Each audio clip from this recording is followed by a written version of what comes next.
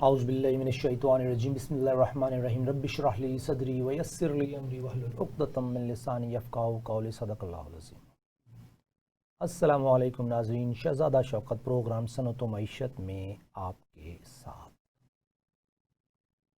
मिल्लत इस्लामिया एक रहनुमा ढूंढ रही है। मईशत कमज़ोर, गुर्बत बहुत ज़्यादा, पूरी दुनिया में ग़ुलामी और ग़ुलामी। चंद फैमिलियाँ, कुछ लोग पूरी दुनिया की मईशत पे काबिज़। पाकिस्तान में 12 करोड़ लोग गुर्बत की लकीर से नीचे, यानी उनकी 500-600 रुपये डेली इनकम है और उसमें उनका गुजारा नहीं होता। और उसके बाद 10 करोड़ लोग ऊपर अलहदा से 22 करोड़ लोग गरीब हैं जो कि अपना घर तक नहीं खरीद सकते। अगर हम सरकारी मुलाजमीन की बात कर लें, 21वें ग्रेड का अफसर अपनी हलाल की कमाई से 100 साल भी कमाता रहे तो अपने स्टेटस के मुताबिक वो घर नहीं खरीद सकता।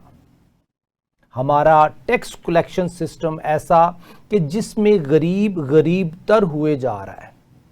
अगर एक फ़कीर ने भीख में कुछ पैसे लिए हैं और वो चाय की पत्ती खरीदने चला गया है तो उसने चाय की पत्ती खरीदते वक्त उस दुकानदार को प्रॉफिट दिया। उस लॉजिस्टिक में जिस इंटरमीडिएट दोस्त ने वो चीज़ उस जगह पहुंचाई उसका प्रॉफिट भी दिया, होलसेलर का प्रॉफिट भी दिया, और उसके बाद जो पत्ती प्रोडक्शन में पैकिंग करने वाली कंपनी है उस मालिक को भी प्रॉफिट दिया, उसके जो शेयर होल्डर है उसको डिविडेंड भी दिया, और उसके बाद जिसने पत्ती उगाई उस तक भी उसका मार्जिन पहुंचा। लेकिन वो खुद फकीर है, लेकिन उसने सेल टैक्स समेत, इनकम टैक्स समेत, प्रॉफिट समेत सबको सरचार्ज दिया। ये है आज का हमारा सिस्टम। इस सिलसिले में बात करेंगे। आज हमारे साथ मेहमान हैं राना नदीम साबिर साहब और मियां मोहम्मद जाहिद साहब। राना नदीम साबिर साहब को पता है कि वो एडवोकेट सुप्रीम कोर्ट हैं। मियां मोहम्मद जाहिद साहब इंटरनेशनल लॉयर्स एसोसिएशन के प्रेसिडेंट हैं, फॉर्मर जनरल सेक्रेटरी हैं लाहौर टैक्स बार एसोसिएशन के, और फॉर्मर वाइस प्रेसिडेंट हैं लाहौर टैक्स बार एसोसिएशन के। अस्सलाम वालेकुम सर। मियां साहब, हम आपके शुक्रगुजार हैं, आपने हमें ज्वाइन किया। थैंक यू राना साहब। और यंग ब्लड माशाल्लाह। Thank you. और नदीम साहब शुक्रिया, आपने भी हमें ज्वाइन किया। सर, आज का टॉपिक सेंसिटिव टॉपिक है कि एक फकीर चाय की पत्ती खरीदते वक्त तमाम लोगों को उनका प्रॉफिट और उनका ड्यू शेयर और कास्ट ऑफ प्रोडक्ट दे रहा है। सही कह रहे हैं। ये ऐसे मिसाल है कि मैंने मसाले का डब्बा 150 में 140 में खरीदा है, लेकिन उसके अंदर जो गरम मसाला है वो 20 रुपए का है, 30 रुपए का मैक्सिमम, और बाकी जो अमाउंट गई है वो तमाम सेल टैक्स में, इनकम टैक्स में, प्रॉफिट में गई। ये है हमारा सिस्टम। एग्जैक्टली। तो इस सिस्टम की रो से आप हमारी इकोनॉमी को किस एंगल से देखते हैं? मियां साहब, पहले आपकी तरफ। थैंक यू अपना शहजादा शौकत साहब, आपने मुझे इनवाइट किया। Player sir, player, always player. Sir, economy की बात, पाकिस्तान की जो इकोनॉमी है वो बहुत क्रिटिकल फेज से गुजर रही है। क्रिटिकल फेज है। अब उसमें एक तरफ आप देखते हैं कि नंबर ऑफ टैक्स पेयर्स हम कह रहे हैं बढ़ते जा रहे हैं, लेकिन वो जस्ट नंबर इंक्रीज़ हो रहे हैं। आप देखेंगे रेवेन्यू इंक्रीज़ नहीं हो रहा।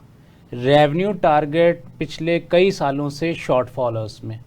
हमें क्वांटिटी इंक्रीज़ नहीं करनी, हमें क्वालिटी इंक्रीज़ करनी है, हमें रेवेन्यू टारगेट अपने अचीव करने हैं।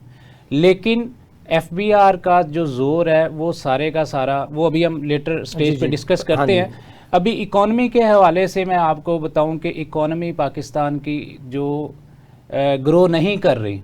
अब सबसे पहले हम GDP देखते हैं कि GDP हमारी में सेक्टर कौन कौन से इन्वॉल्व हैं। सबसे मेन सेक्टर आपका सर्विसेज का, सेकंड सेक्टर आपका एग्रीकल्चर, और थर्ड सेक्टर आपका मैन्युफैक्चरिंग। अब हमारी कोई पॉलिसीज़, कोई इकोनॉमी, बेसिकली हम एक एग्रीकल्चरल कंट्री है। हमारा जो मैक्सिमम रेवेन्यू होना चाहिए वो एग्रीकल्चर से होना चाहिए था। अनफॉर्चुनेटली एग्रीकल्चरल को, उस सेक्टर को हमने ऐसे इग्नोर किया है कि उसमें कोई ऐसी रिफॉर्म्स नहीं ला सके हम। उसका रेवेन्यू दिन ब दिन नीचे आता गया।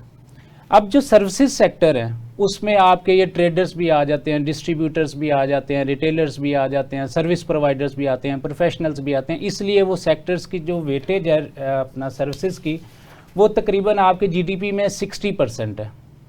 एग्रीकल्चर की आपकी 23% वेटेज है आपके जीडीपी में, और इसी तरह मैन्युफैक्चरिंग की जस्ट आपकी 20% है।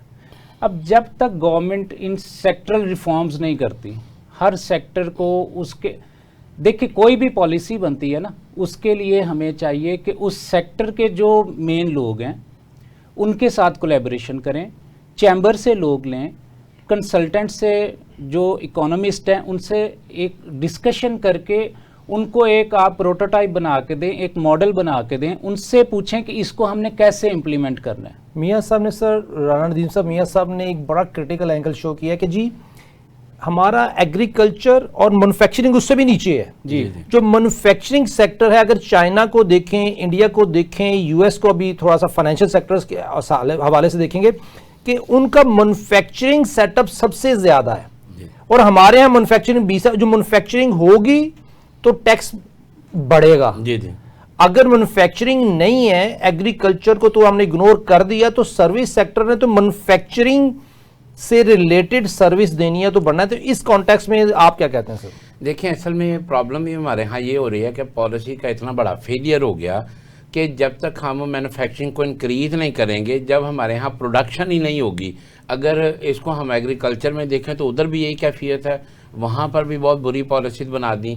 यहाँ अगर हम मैन्युफैक्चरिंग करेंगे तो चाइना हमारे पास बेहतरीन रोल मॉडल है कि जब हमारे पास number of asset, number of production हो जाएगा तो उसी के ऊपर हर चीज़ ने बेस करना है। अगर लेट्स से कि 1 लाख क्वांटिटी बनती है तो यकीनन वो आगे उन लोगों को जो है ना फैसिलिटेट करेगी। सर उसमें देखिए, मैं अपनी फैक्ट्रियां बंद कर रहा हूँ, कोशिश कर रहा हूँ टैक्स बढ़ाने की, क्या ये पॉसिबल है? नहीं, ऐसे यही तो पॉलिसी का प्रॉब्लम है कि हमें टैक्स तो तब बढ़ाना होगा ना जब हम उसकी प्रोडक्शन ले सकेंगे।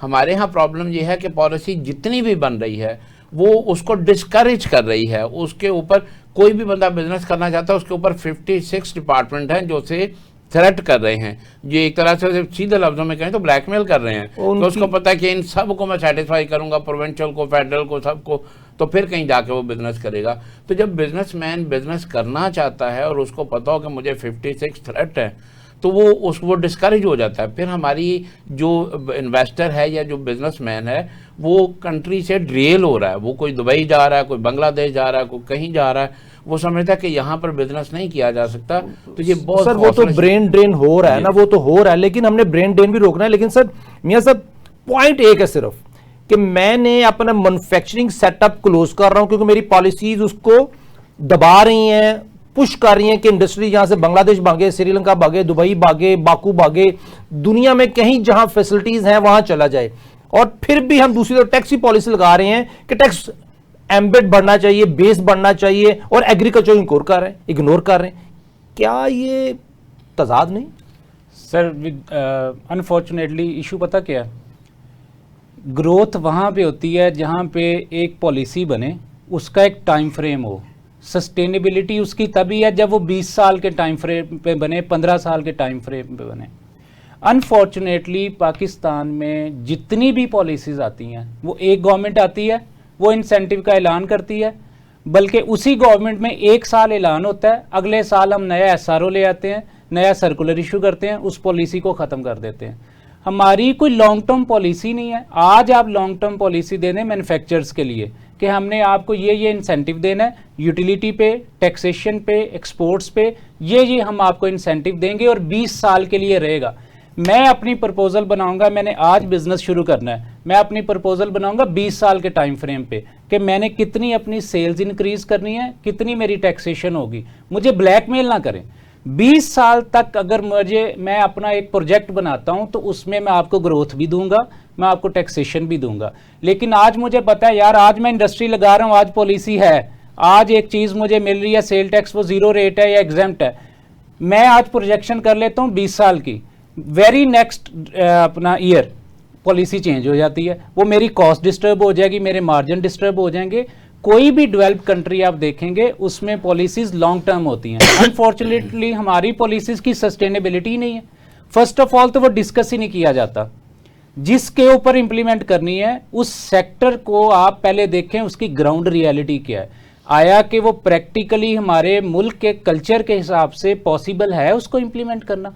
कितनी पॉलिसीज एफबीआर लेके आए, ये ताजर दोस्त स्कीम लेके आया, अपना पीओएस की पॉलिसी लेके आया, इससे पहले कई पॉलिसीज लेके आए हैं, वो क्यों नाकाम हो रही हैं? क्योंकि प्रैक्टिकली हमने उसको ग्राउंड रियलिटी पे चेक ही नहीं किया। सर बेसिकली वो ताजर दोस्त नाम है, लेकिन अंदर कंटेंट ताजर दोस्त नहीं है सर। क्योंकि चैम्बर ऑफ कॉमर्स जो प्रेसिडेंट है वो रो पीट रहे हैं हर रोज सुबह शाम दोपहर शाम कि हमारे साथ ज्यादती हो रही, मुल्क के साथ ज्यादती हो रही, पाकिस्तान के साथ ज्यादती हो रही। मियां साहब, चौधरी साहब आपसे बात कर रहा हूँ, राना साहब, जो मेरे यंग ब्लड ने एक प्रॉब्लम उठाई है, इस प्रॉब्लम में गहराई है कि हम अपनी पॉलिसी को सस्टेन नहीं रखते। यहाँ एक हेलमेट वाला बच्चा जा भी रहा है, उसकी नंबर प्लेट टेढ़ी है थोड़ी सी और उसका चालान है, उसका इंडिकेटर नहीं चल रहा, उसका चालान है, उसने मिरर नहीं लगाए हुए बैक साइड देखने के लिए, उसका चालान है। क्यों? क्योंकि वो एक गरीब आदमी है और उसका चालान इसलिए कि उस पर जोर है। इधर पॉलिसी लेवल पे इंप्लीमेंटेशन उस लेवल तक है कि छोटे से छोटे गरीब आदमी को हम पेनलाइज कर रहे हैं, एक फकीर को पेनलाइज कर रहे हैं, लेकिन पॉलिसी मेकर के लिए छूट ही छूट है। आप इसके ऊपर क्या कहेंगे? देखें, सबसे बड़ा प्रॉब्लम ये है कि हमारे यहाँ डेमोक्रेटिक कंट्री तो है, मगर हम डेमोक्रेसी को प्रैक्टिस नहीं करते, अलबत्ता इश्यूज को पोलिटिसाइज कर देते हैं। हमारे यहाँ हर चीज़ पोलिटिसाइज हो रही है।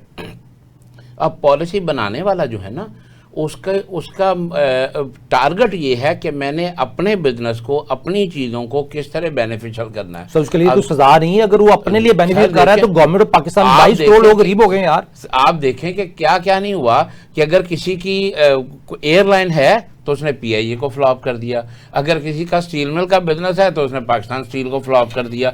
तो ये एक टेक्निकली ये पाकिस्तान के साथ सिंसेरिटी नहीं है। अगर आप, ये बहुत बड़ा डायलेमा है पाकिस्तान का। हमें चाहिए ये, एक तो वाकई लॉन्ग टर्म पॉलिसीज होनी चाहिए। हम तो गवर्नमेंट के साथ साथ, हमारा प्रॉब्लम, सबसे बड़ा प्रॉब्लम हमारी अपोजिशन है, वो कभी भी कहीं भी हो। अपोजिशन का काम है सिर्फ तनकीद करते जाना हर अच्छी बुरी चीज़ को, और गवर्नमेंट का काम है कि हर जगह अपनी नेम प्लेट लगाते जाना। उसके अंदर कोई पॉलिसी नहीं हो रही, कोई कुछ नहीं हो रहा। स्कोर गेम हो रही है, नंबर बढ़ाए जा रहे हैं। और पाकिस्तान में आप देखें डेली हमारा जो पर कैपिटा है वो डिक्लाइन हो रहा है, डेली उसमें इतना फेलियर हो रहा है। और ये कितने सदमे की बात है कि एक गरीब आदमी जो है वो माचिस भी खरीदे तो उसके ऊपर वो टैक्स पे कर रहा है। और इसके अपोजिट साइड पे आप जो बड़े बड़े इंडस्ट्रियलिस्ट हैं उनको आप कहीं ना कहीं कोई ना कोई छूट, सियासतदानों को कोई ना कोई बेनिफिट। मैं इसके अंदर, हालांकि टॉपिक तो नहीं बनता, मगर ये कितना बड़ा अलमिया है कि पाकिस्तान के अंदर आप जितनी मर्जी करप्शन कर लें और नैब में जाके प्ली बार्गेन कर लें, खरबों की आप करप्शन करें और करोड़ों की आप वो कर दें प्ली बार्गेन, और वो गवर्नमेंट, इसका मतलब है कि ये आप तो खुद इनिशिएटिव दे रहे हैं कि भाई आप 20 खरब का करो घपला और उसके बाद आप चंद करोड़ दे के तो आपकी जान छूट जाएगी, बाकी सारे लीगलाइज हो जाएंगे। बहुत ही अफसोसनाक सिचुएशन है हमारे मुल्क के लिए।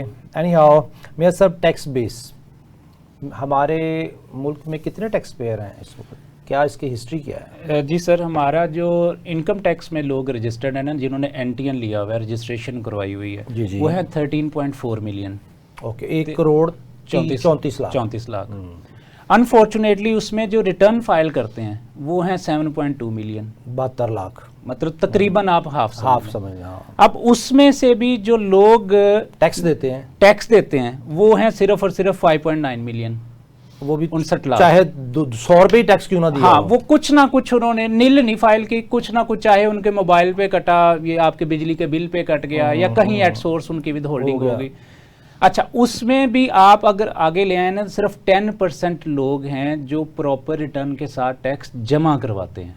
ओके, 5.9 मिलियन में से भी सिर्फ 10% लोग हैं, तकरीबन समझ लें 6 लाख लोग, 7 लाख के करीब, 6.5 लाख के करीब फिगर है, जो प्रॉपर रिटर्न के साथ टैक्स जमा करवाते हैं। बाकी लोग वो हैं, जैसे कुछ लोग सैलरीड हैं, उन्होंने सैलरी ली, उनका tax at source with held हो गया, उनकी सबसे ज़्यादा और इजी टारगेट एफबीआर ने ये बना लिया हुआ है अनफॉर्चुनेटली कि एट सोर्स काट लो, खुद मेहनत नहीं करनी। मतलब आपने इंपोर्ट की, एक्सपोर्ट की, एट सोर्स टैक्स कट गया, आपने कोई services the, at source tax cut गया, विद होल्डिंग होगी आपकी। आप सैलरीड क्लास से बिलोंग करते हैं, आपका एट सोर्स कट गया। हमारी पॉलिसीज ऐसी नहीं है कि हम टैक्स बेस को ब्रॉड करें, और अगर ब्रॉड करते भी हैं तो मैं आपको बता रहा हूं कि सिर्फ और सिर्फ 7.2 मिलियन कंप्लाइंट लोग हैं जो रिटर्न फाइल करते हैं। अब इसमें से आपको बता दिया कि कितने लोग टैक्स जमा करवाते हैं, कितने नहीं करवाते। अब इसमें मेरा सवाल है यार, 7 लाख लोग हैं जो फैक्चुअल रिटर्न्स के साथ टैक्स देते हैं, 7 लाख, 6.5-7 लाख, 7.2 मिलियन 7.2 मिलियन देते हैं, चाहे थोड़ा या ज्यादा, लेकिन आपने कहा जो 10% इसका है, हाँ, इसका 10% वो लोग हैं जो एक्चुअल क्वांटम में टैक्स दे रहे हैं जी, एग्जैक्टली 7 लाख, 72 लाख थोड़ा बहुत टैक्स देते हैं जी। और टोटल जो एनटीएन है वो 1.34 करोड़ आपने कहा, 3 फिगरें आ गई जी। अब ये 7 लाख, एक्चुअली ये 7 लाख क्लाइंट है एफबीआर, एग्जैक्टली। इस 7 लाख क्लाइंट को मैनेज करने के लिए एफबीआर के एम्प्लॉइज कितने हैं? सर एफबीआर के एम्प्लॉयज़ को छोड़े, मैं आपको जिस तरफ बताना चाह रहा हूँ, ये जो खून निचोड़ना है ना एफबीआर ने, जो अपना टारगेट पूरा करना है वो पूरा करना है इन 7 लाख लोगों में। यही तो मैं कह रहा हूँ, इसमें से सैलरीड लोग भी निकल गए, इसमें से नील फाइलिंग वाले भी निकल गए। अब फंसेगा वो 7 लाख बंदा जिसने कोशिश की है कि मैं इस मुल्क की इकोनॉमी में अपना शेयर डाल दूं, कंट्रीब्यूशन कर दूं।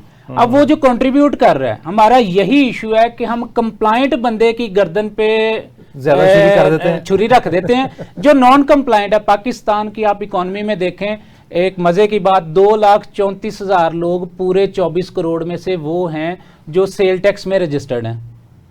सेल टैक्स में कितने लोग रजिस्टर्ड हैं? 2,34,000, तो 24 करोड़ में बेसिकली 7 लाख के नहीं 2,34,000 होंगे अब। एग्जैक्टली कि 2,34,000 लोग हैं जो एक्चुअल सेल टैक्स में रजिस्टर्ड हैं, तो वो भी इनकम टैक्स रिटर्न फाइल भी कर रहे हैं, वो ज्यादा कंप्लायंट है बनिस्बत 7 लाख, क्योंकि उसमें मेरा ख्याल और भी लोग आ रहे होंगे, इंडिविजुअल्स आ रहे होंगे, छोटी फर्म्स आ रही होंगी, फर्म्स भी होंगी, आपके इंडिविजुअल्स भी होंगे। अब मजे की बात यह है कि 2,34,000 अगर आप परसेंटेज निकालें 24 करोड़ में से, तो वो पॉइंट्स में भी नहीं बनती। सर इस उसके तब जाते हैं, 2,34,000 से टैक्स लेने के लिए एफबीआर के एम्प्लॉयज को 50,000 से ज्यादा है। बिल्कुल ऐसे ही है, यानी कि हर एक टैक्स पेयर से टैक्स लेने के लिए 3 बंदों पे एक उन्होंने अपना एम्प्लॉय रखा हुआ है, 4 बंदों पे एक अपना एम्प्लॉय रखा हुआ है। बिल्कुल।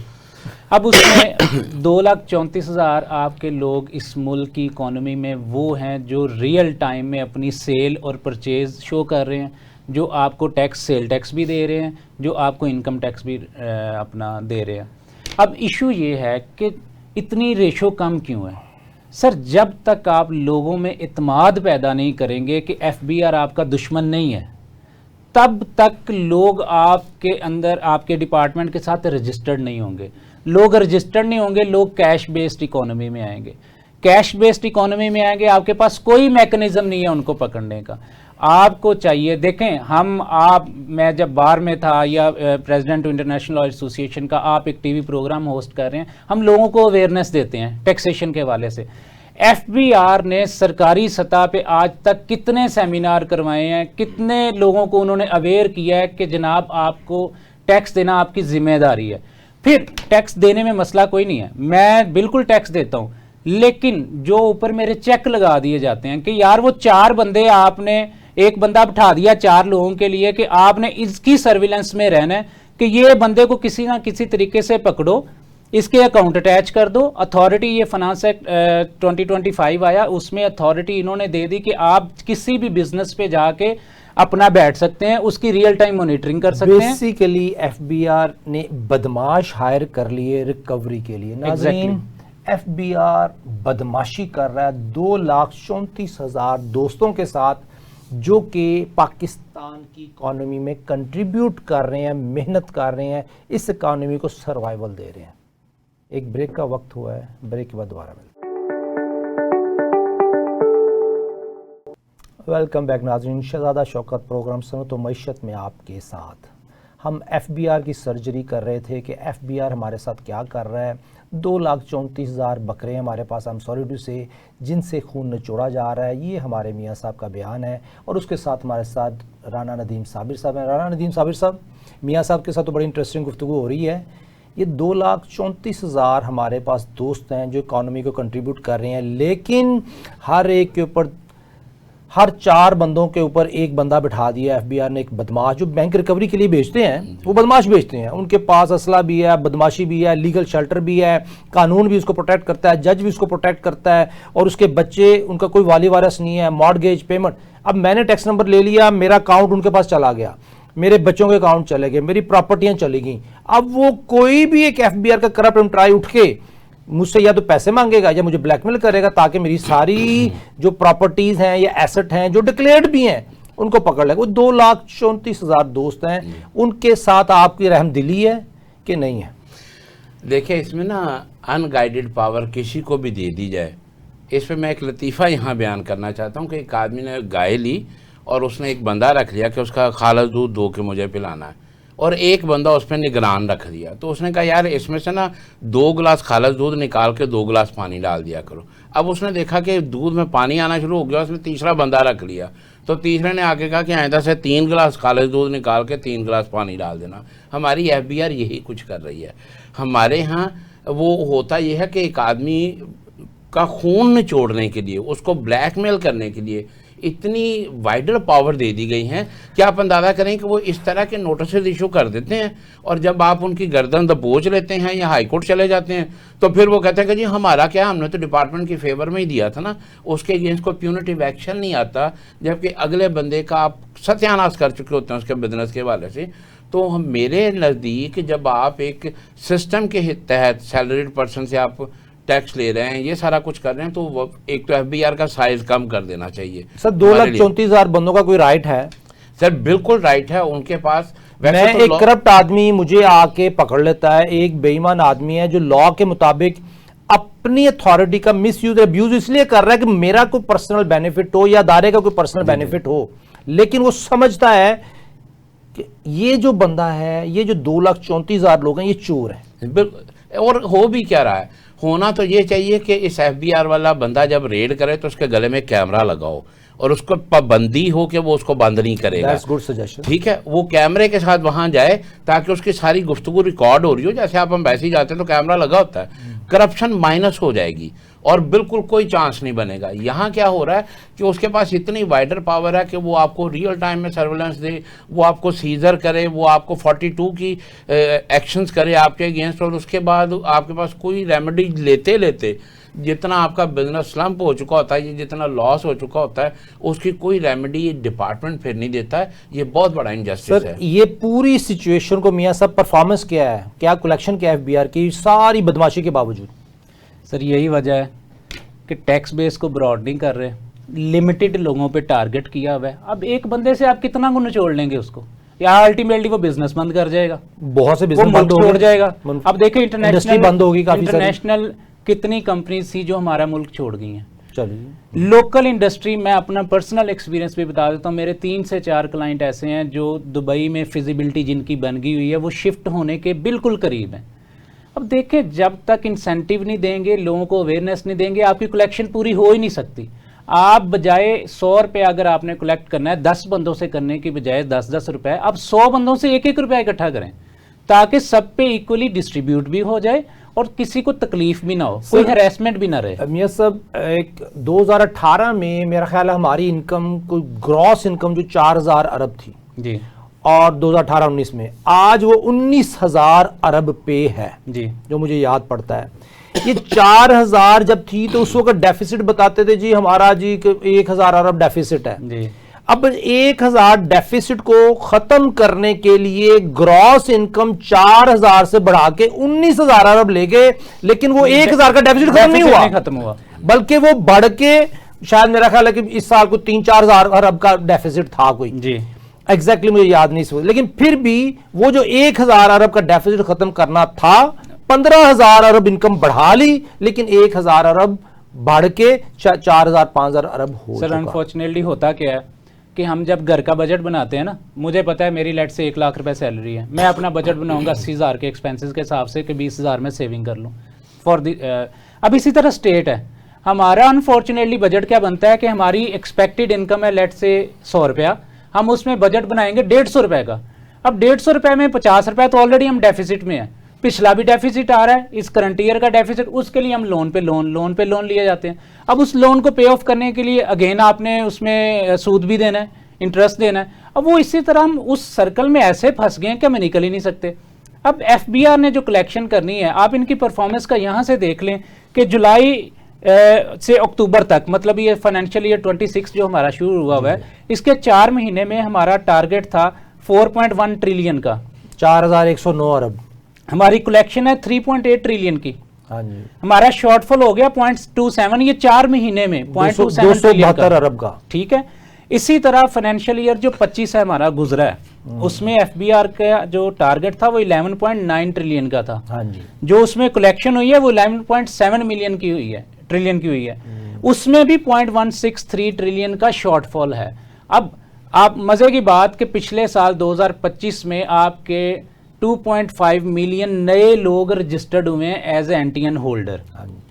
अब उनको आपने रजिस्टर्ड तो कर लिया लेकिन कंप्लाइंट नहीं कर सके।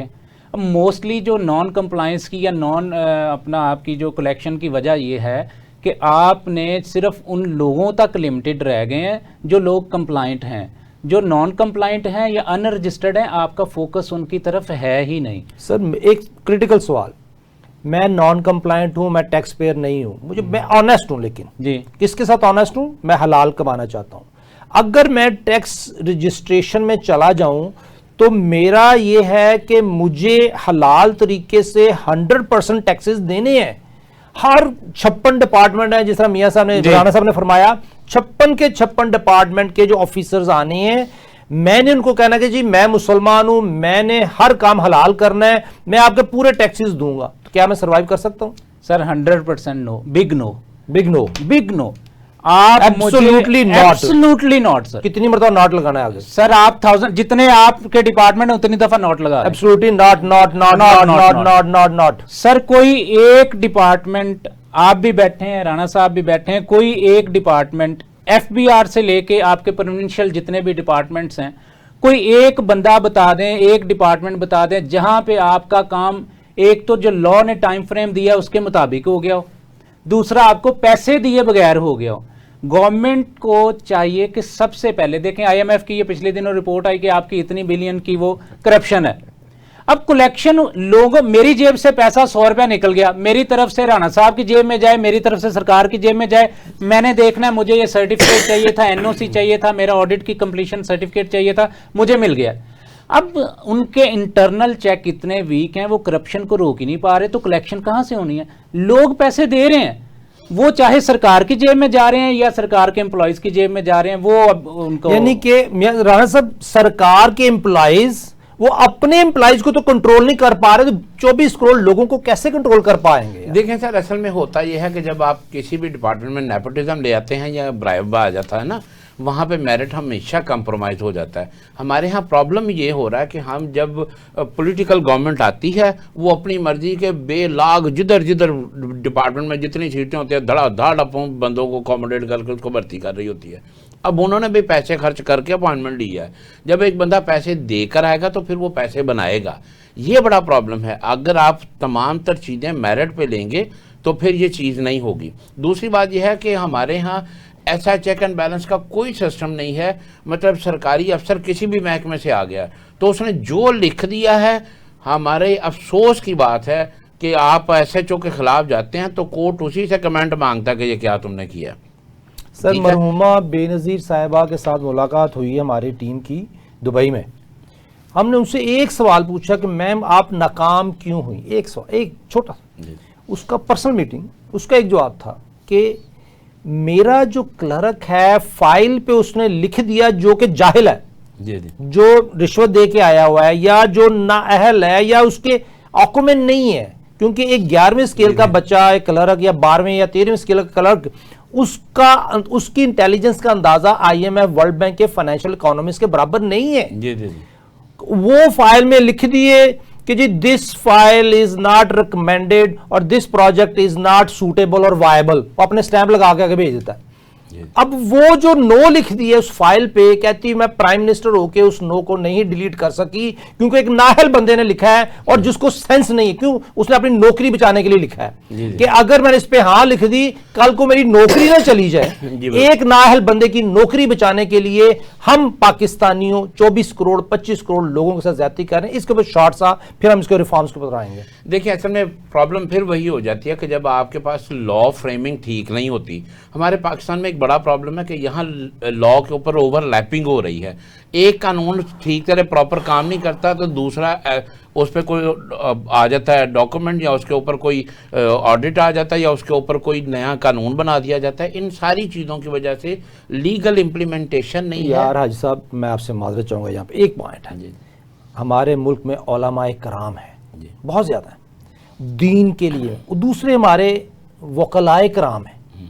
सबसे ज़्यादा तादाद हमारे यहाँ उलमाए कराम की और वकलाए कराम की, चार्टर्ड अकाउंटेंट जैसे कुछ 5, 10, 12,000 है सिर्फ।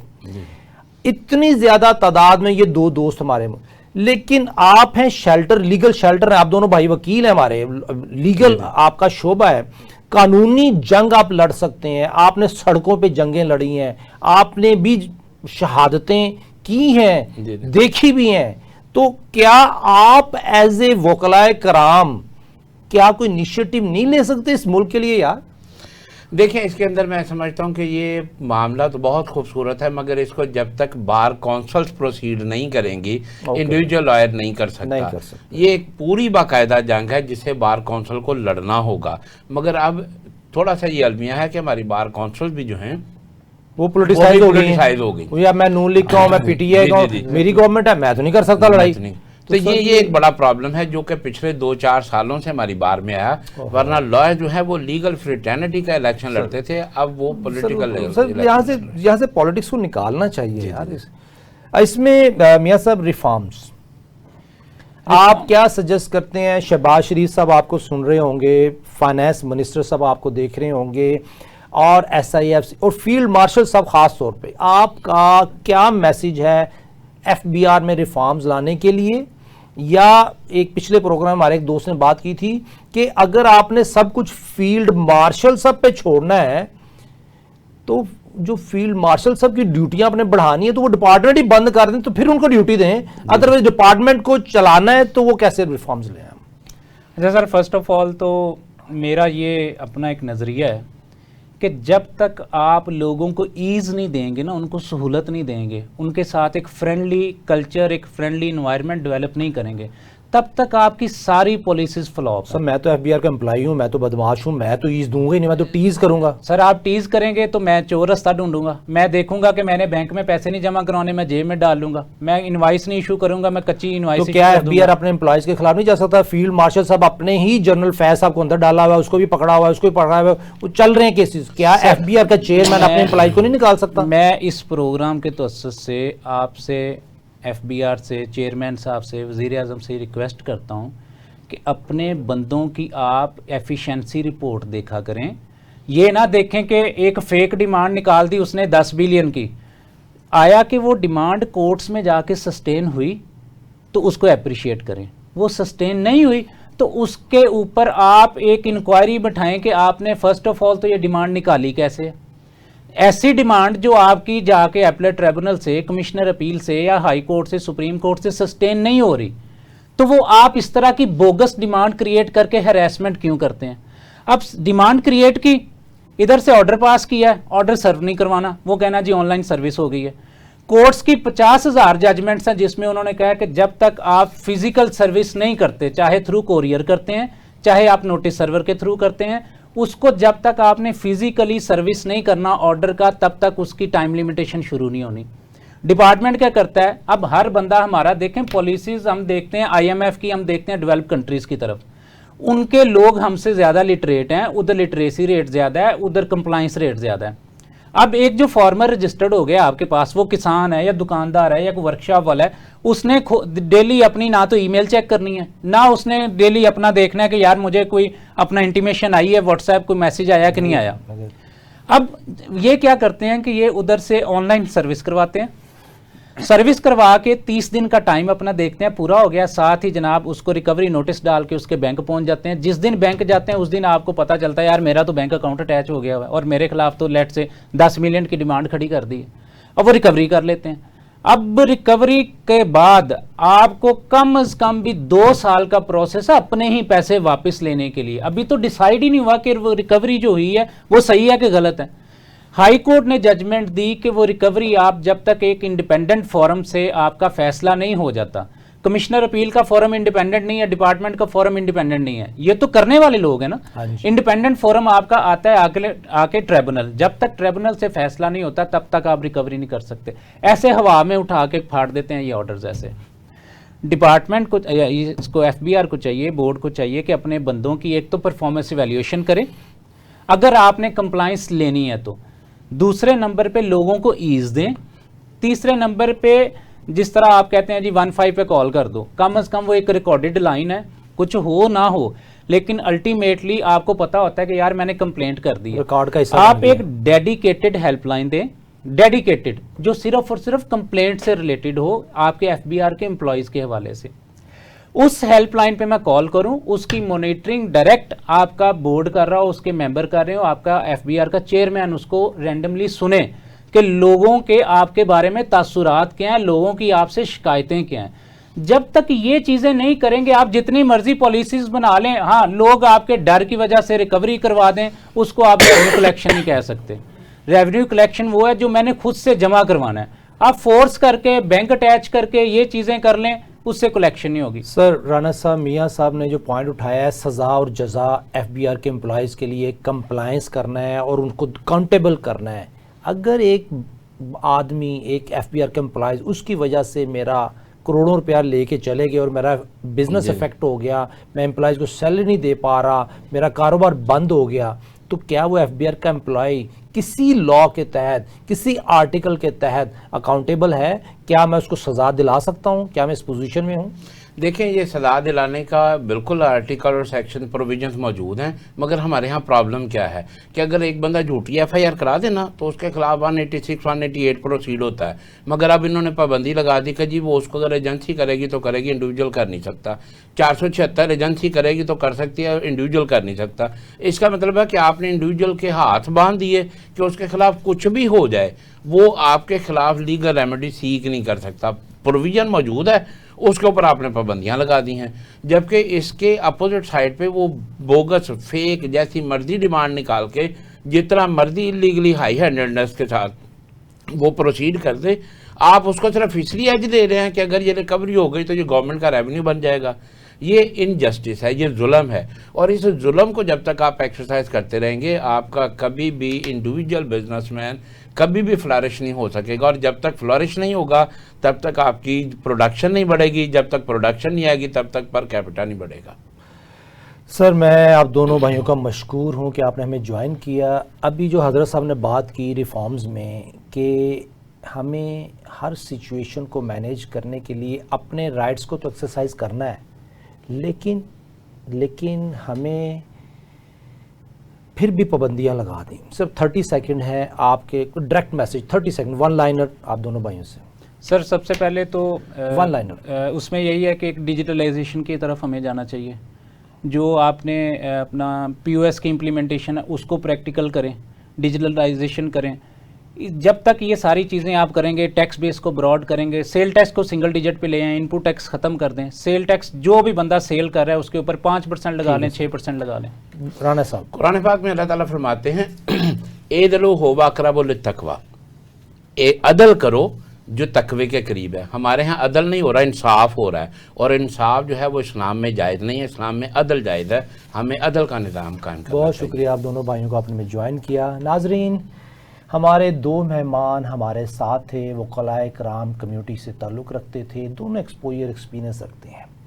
हमने आज डिस्कस किया कि अगर हम पाकिस्तानियों को आपने जीने का हक देना है और हमसे आप टैक्स कलेक्ट करना चाहते हैं 25 करोड़ लोगों से, तो 25 के 25 करोड़ लोगों में जितने मर्द हैं, जवान हैं, उन सब की इनकम बढ़ा दें। ऐसी पॉलिसी ले आएं कि हमारी इनकम बढ़ जाए, नेट इनकम, और नेट इनकम में अगर आपने 80% भी टैक्स ले लें, लेकिन जो हमारे पास छोड़ें 20%, उसमें हमारा घर चलना चाहिए, हम घर खरीद सकते हो और हमारी कॉस्ट ऑफ लिविंग इज्जत के साथ, इंटेग्रिटी के साथ पूरी हो रही है। इजाजत दीजिए, अल्लाह हाफ़िज़।